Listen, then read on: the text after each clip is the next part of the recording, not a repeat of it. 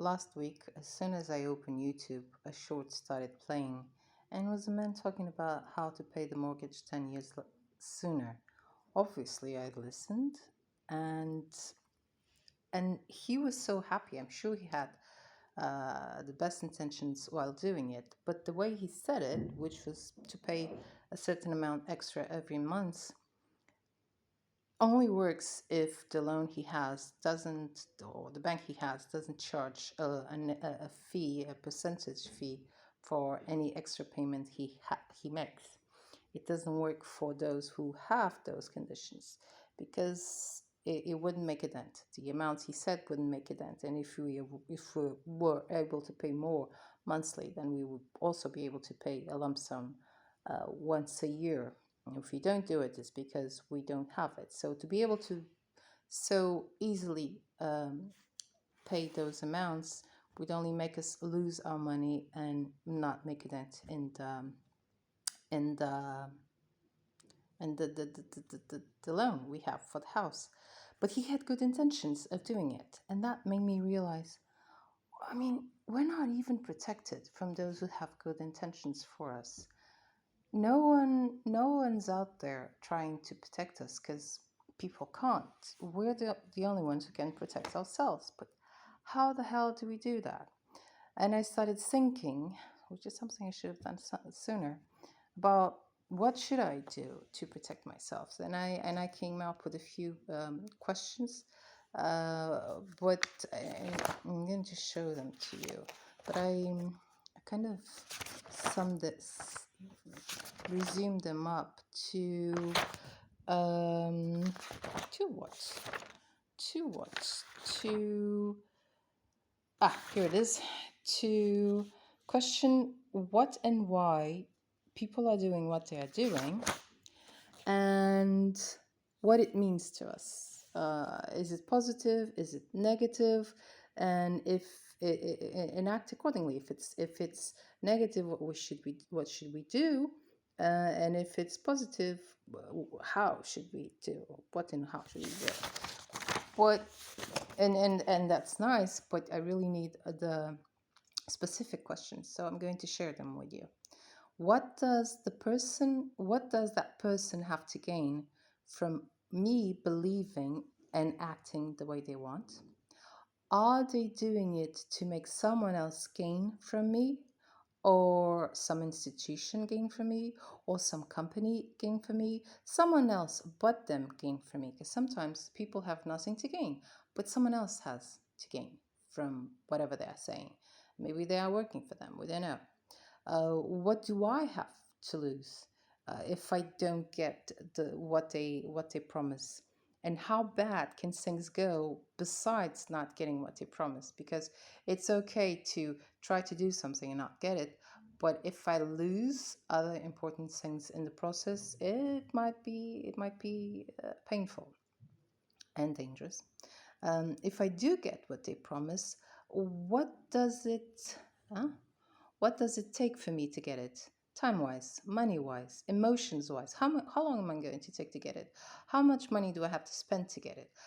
How much anxiety, uh, passionate feeling, sadness, regrets am I going to feel? That's what I mean with emotions.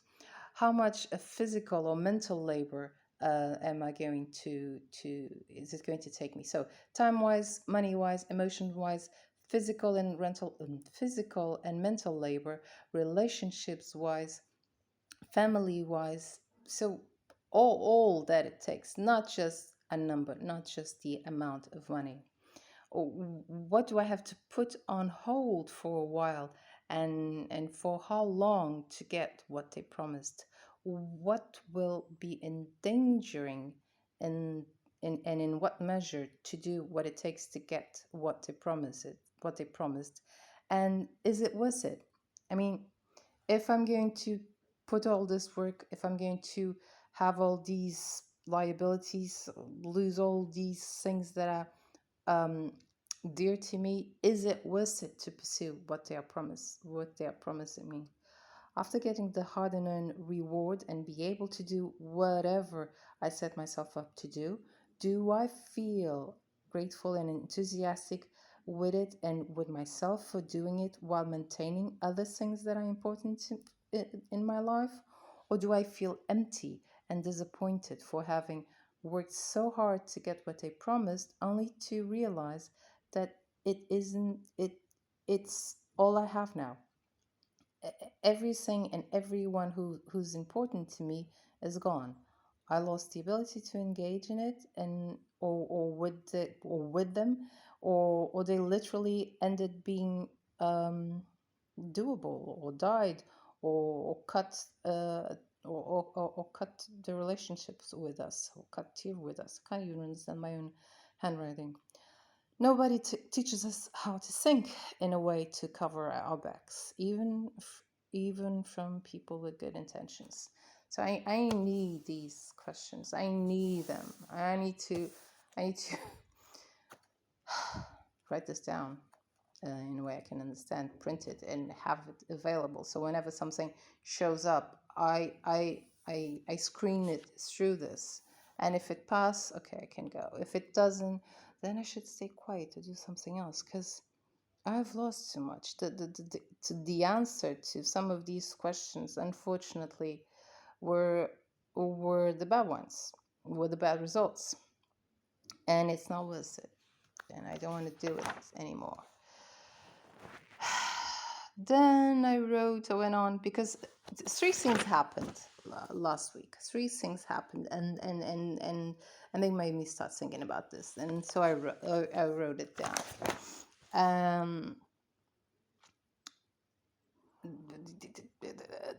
The other thing that happened was someone whose videos are amazing. By amazing, I don't even mean. I am a little bit visual, but I like to listen more than I like to see, as you may understand by the way I make my videos. I don't mind much the visual. It's more like a podcast. Like, you just have to listen. You don't have to listen, but it's the kind of videos you don't have to see. You can just listen. And she was talking about something. She's always given amazing information, and then she started talking about something I already know it's not good, and I could tell she doesn't know it yet. And I'm not the one going to tell her, because I'm sure whatever I say, she won't listen, because I mean, who am I? She has all the information, she has everything. She just doesn't have the experience of going through it and not working. And I realized she was so. It was like it was. It's so good. It's in theory, it's so good that she was like, if I have given you good information up to now, what I'm going to give you now, it's even better. And I know it isn't. So that made me think, even people who have once given us good things, it's not that they can't be relied. It's regardless of who they are, what they've done for us, we must always screen things. We must always consider the ups and downs, the goods and the bads. What is this? What does it mean to them? What does it mean for me? What it happens if I engage in it, for the good and for the bad, so we can truly have what we need to decide, considering decide for ourselves. I mean, we want the best for ourselves. We're not going to decide just to decide. We want to decide so that it's the best for ourselves. And a sentence came to my mind, which was, past deeds don't guarantee future actions. That's what happened to her. She's great. She has given a lot of good information, and considering the video I watched, she isn't now. And and and I don't know if she isn't doing that because she became greedy. I don't know that she's doing that because someone is taking advantage of her. I don't know if it's how should I say, if it's what she wants and she's disguising it, or if it's something she truly believes, or and someone is manipulating her, or if she's not, or if she's naive. I don't know. I don't know which one is it. So we're the ones who have to protect ourselves again by questioning what and why are they doing what they are doing, and what it means for us, to us, the good and the bad. So we have to keep, asking. What else have I written? They may in the future have consequences begin to those they are trying to help, but they don't know they are being played now. Yeah, yeah, it happens. I hope it won't. And the other thing, the other conclusion I reached was we need a support group. Everybody needs a support group. We had it when we were kids. They were called friends. Some of us relied only on family. Some of some of us didn't have a family they could rely on. Unfortunately, some of us have families that were the opposite, that were the enemies in those. We can't change the past. We can't change what happened. We can go on beating ourselves up because of it. We can go on ruining our lives now and in the future because of it, or we can try and gather ourselves some tools to deal with how we feel and how we go through life now, so that we continually improve the way we go through life now.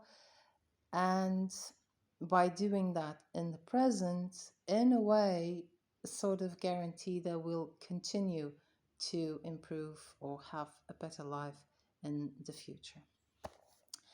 But how do we get a support group? How do we get a support group? Especially, and I wrote it, especially, what is it? I don't know what it is. I don't know what it is, but I wrote it. So some of us decided to stop putting up with society. We secluded ourselves because, I mean, we didn't know how to deal with society. And by society, I mean the ones we usually get engaged with, friends, relatives, acquaintances. We just shut them out for a bit because we can't handle them for the moment. And how do we get that support group if we do that? I mean, nobody secludes themselves if they haven't been hurt, me included. Nobody does that. So how do we go back? Um, how do we re-engage in society without getting hurt? Well, at first slowly and at a distance, like phone calls or texts or emails, something like that, if we want to re-engage with the same people. And very in a way that makes us feel safe, that doesn't trigger neither the anxiety nor the fears, no, nothing of the sort. Sorry, because the fear shuts our thoughts. It makes us, I wouldn't say it makes us dumb, but it stops us from thinking logically at the moment we are feeling afraid. And it usually leads to bad decisions and bad actions and all the consequences that come from them. So some of us, me included, started relying on the internet. And now that I'm relying on the internet, I got to see these two situations: two people, good intentions, great information, but I know they aren't suitable for me. And the way I know they aren't suitable for me was nothing more than a bit of luck. I know about the fact the loans have those fees. I know it won't be worth it. And I know that the thing she's talking about isn't good because people have been sort of let down by it already. And it was luck. I might have not known that, and I would be happy and I would engage and I would lose a lot. So what do we do? Where do we get a support group when we have is the internet, which I mentioned as the information to help us, the people who give us those informations, which can be greedy, can be being played, or can be naive, and we don't have the support group we need. How can we get it? We have to rebuild it. That's why we need to go back slowly, first at a distance, very slowly, in a very safe way. Um, but at the same time, while we're still dealing with them, we need the questions. Where are they?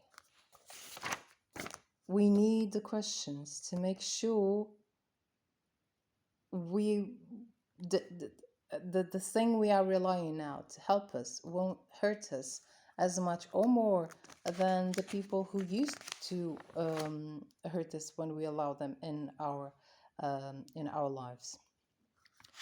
But we do need that support group, so we need to start re-engaging with people, and it's not easy, especially because we don't know how. I mean, if we knew how to take care of ourselves well, we wouldn't have allowed others to have hurt us. We would have known how to, I don't know, how to hold our grounds, how to behave, how to impose respect. I don't know what it is we're missing. We're definitely missing boundaries. We need to know about that. We need to learn about that. Um, and that's our job. Besides trying to reach out and re-engage in society, we need at the same time to start looking at ourselves, really looking at ourselves, not just paying attention to what we have that is good, but also realizing that nobody's perfect, neither are we. So as anyone else, we have things that are bad. Start looking at them, start realizing what they are, how they affect us, and trying to get ways to get better, to stop acting in those ways. What I found is that um, many of those things those are symptoms. Those are like symptoms. Not We can't change them by themselves. We got to change the thing that uh, makes us have them. Like when we have a cold and we sneeze, or we have our nose is filled with crap. We can empty the nose as much as we can, but it's going to continue to be refilled until we stop the cold. So we need to fix the cold, and the nose will fix itself. We need to fix whatever it is that makes us act and react the way we do, and those reactions and actions will stop happening because we'll act and react differently. And and we have to be aware that this isn't an overnight thing. This takes time, and the hardest time it takes, and the longest time it takes, and the most painful, and I'm talking about real painful, not physical pain, mental, emotional pain, psychological pain, mental pain, and it is painful, very painful time, is when we acknowledge our flaws, we to ourselves, not to what we can't acknowledge it to others. Doesn't make a difference. Doesn't make a difference. We're the ones who've been lying or not to ourselves. We're the ones who've been hiding for sure what's wrong with us from ourselves. So we're the ones who need to show ourselves the wrong parts, and that's painful. I mean, who likes to admit um, they aren't who they are? I mean, who likes to to to realize that the person they thought they were all their lives, regardless how old you are, isn't really like that? and that does so many things that we thought were the result of others, realize that it was the result of our actions and wrongdoings. It's not easy, but it helps. If we do that, we not only do we get ourselves more prepared to uh, re-engage in society and deal with people, that some people will always push our buttons. So we also have to know what kind of people and what kind of situations we will be able to deal, and what kind of people and what kind of situations will trigger us, no matter how better we are with ourselves and for ourselves, so that we know to stay away from those and only re-engage with the ones that we are now confident we can handle. Doesn't mean we can't have a relapse.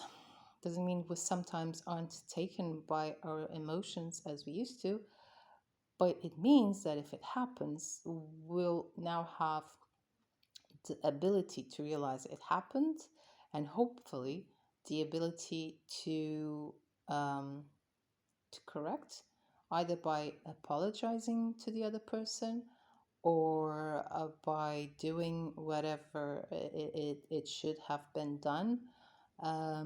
Or if we don't have that ability, to at least acknowledge that we're not where we thought we were yet, and to tone a bit down, like don't expose ourselves to those kinds of situations yet. And if we do, realize that we might have another outburst, so that we can become a bit aware, a bit more aware of what we're doing. And by doing this, we will be able to hopefully rebuild our support group. We will be able to uh,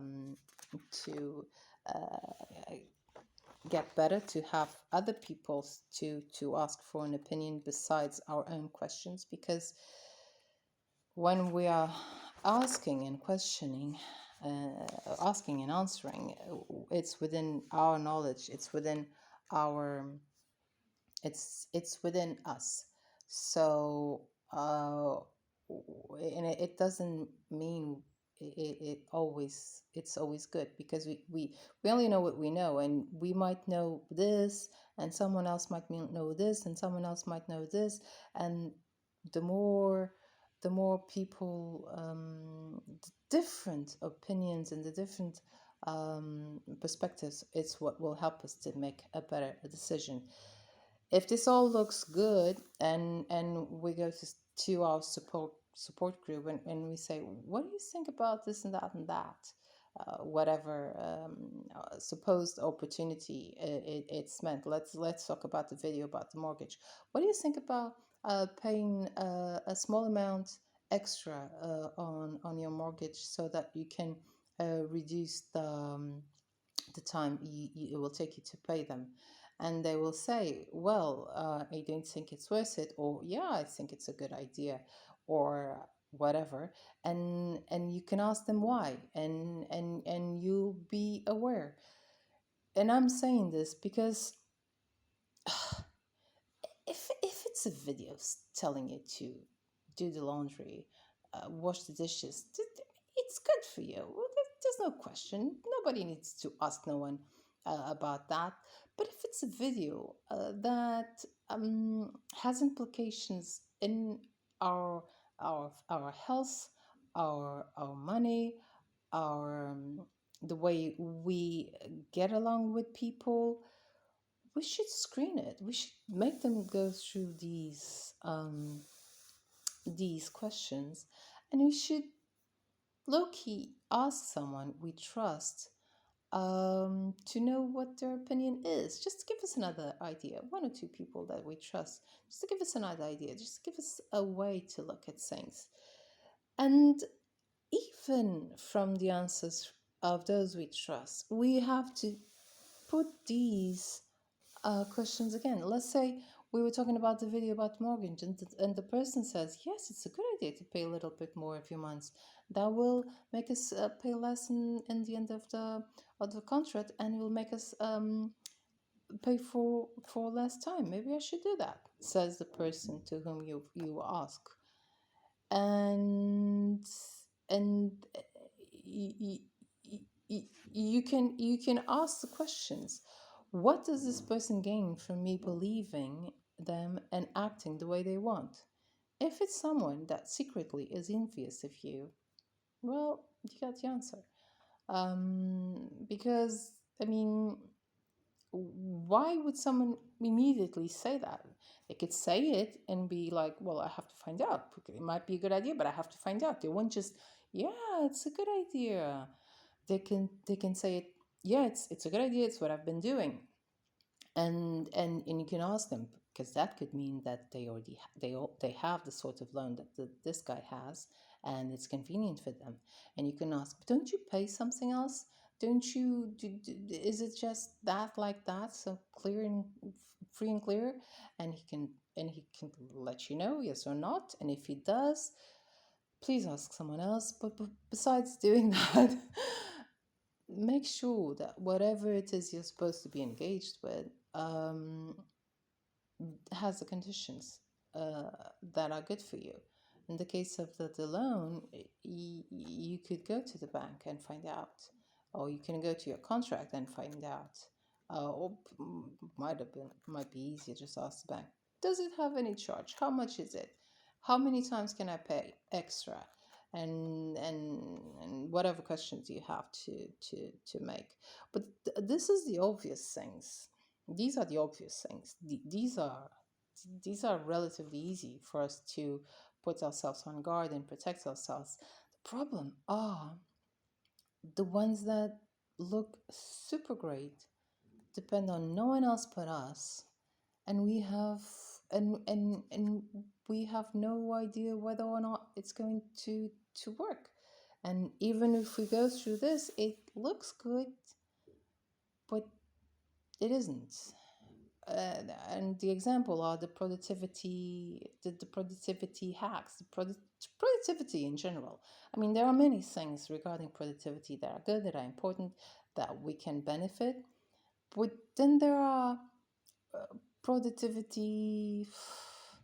There are many other things that aren't, and we have to protect ourselves. We're the ones who have to screen things and realize what really is good and what isn't, because just it looks good on paper, but nobody has our lives.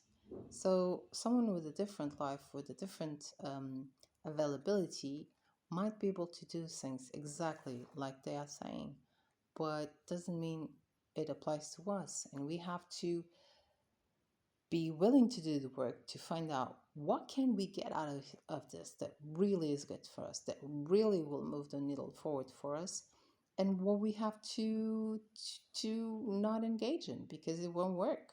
It just won't work. um, we have to do that.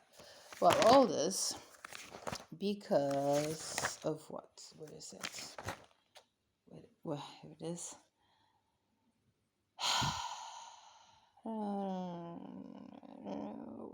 No, that's it. That's it. I just wanted to share.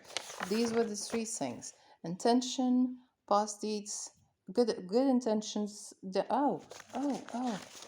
something else. Good intentions. Are we desperately looking for help on the internet? Are we casually surfing the internet, reading books, listening to music, looking to images to entertain ourselves? Are we too antisocials to want to be around people? Have we excluded ourselves from society? No longer have friends nor family to support us? Yeah. That's not it. What is it? Oh, okay. The conclusions from all this. For now, we're taking tiny steps to rebuild our support group. Tiny steps, not baby steps, because we are adults. We know, we now trust. We know trust must be earned. We question the intentions of others. We question the consequences of what they say and how they act in our lives, both the positive as the negative, and we decide if the consequences are good, and we decide accordingly the consequences are good or bad. I guess this is what they call setting boundaries. Maybe not. We know we need to question because even good intentions doesn't mean it's good for us. Yeah, that's the main thing from here. Even good intentions doesn't mean it's good for us. And that's why, that's the point of the video. We intentions, the fact that we have fear and we need to deal with that fear by building trust, and the building trust is in ourselves, not in others, because if we trust ourselves, we know how and when to trust others, by knowing that past deeds don't guarantee good actions. Again, screening people and actions so that we know whether or not to trust people, getting ourselves our support group, and doing our best to live.